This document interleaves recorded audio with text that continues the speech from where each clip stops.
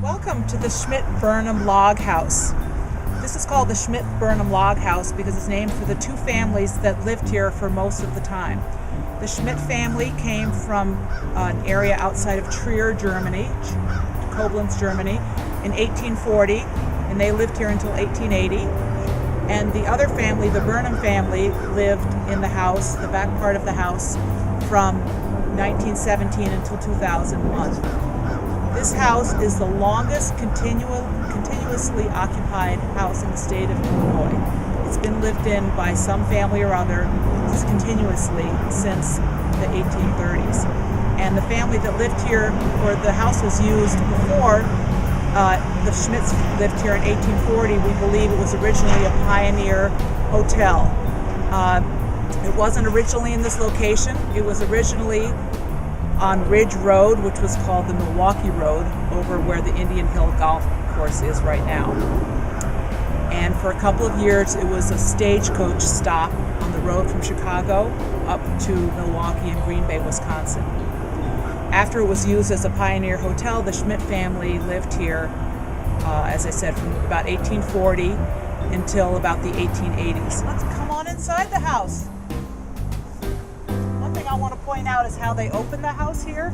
Instead of having a latch with a lock, they had a string here, which they would pull up at night to lock the house, and then let out during the day and pull the latch up. And that's how we come in. Come on in.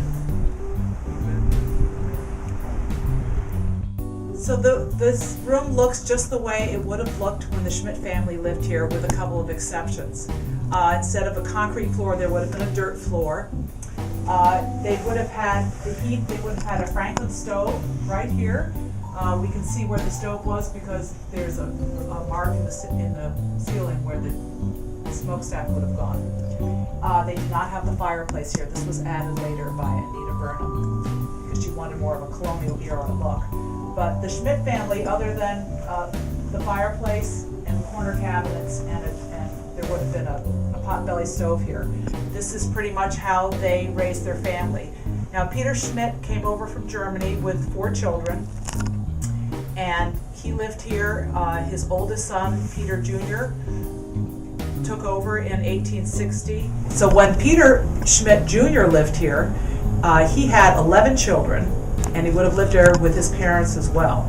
So there would have been, with the 11 children and the 2 parents and the 2 grandparents, as many as 15 people living in this little house. And the house consisted of this room and 2 rooms upstairs. There's also an attic where the children might have slept. The year of interpretation is 1853. My costume is what a pioneer woman would have worn in 1853. This community was a German Catholic farming community. As I said, the Schmidts were from Germany, and their community was the Grosse Point community, which is now Wilmette. We have records of their family at St. Joseph Church in Wilmette, so we know that this was the community that they were part of. They were actually very separate from the family that the settlers who eventually started the town of Winnetka, the Pecks. That group of settlers were called Yanks. They were from New England. They were Protestants. They had just immigrated from overseas. So the 2 communities were quite separate.